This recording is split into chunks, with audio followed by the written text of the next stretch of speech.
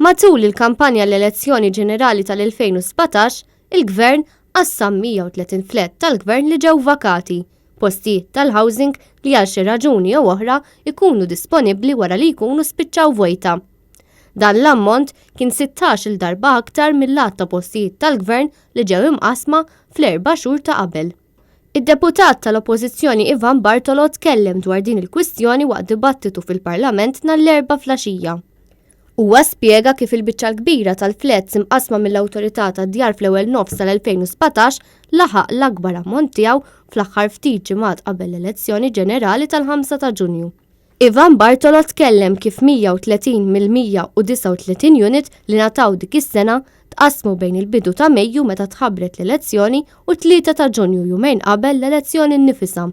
Ivan Bartolo tkellem ukoll dwar il-weda tal-Gvern Laburista dik li jwettaq proġett ta' akkomodazzjoni soċjali ta' 50 miljun. Weda li saret fl-aħħar 4 budgets iżda li l-Gvern għadu ma għamel xejn fuqha. Waqt li kwota mill-Eurostat Ivan Bartolo qal li l-faqar f'Malta qed jiżdied b'dawk f'riskju laħqu d-9,000. Tħassib simili tqajjem minn entitajiet bħal Caritas, il-Millennium Chapel u NGOs li jmexxu djar ta' ken u banek tal-ikel. Madankollu, il-Gvern kien qed jgħix f'dinja parallela peress li kien qed jinsisti li l-faqar kien qed jonqos, irrimarka Bartolo.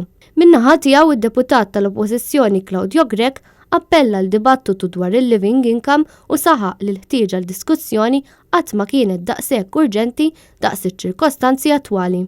Claudio Grech irrimarka li din id-diskussjoni għandha ssir ukoll fl-MCSD.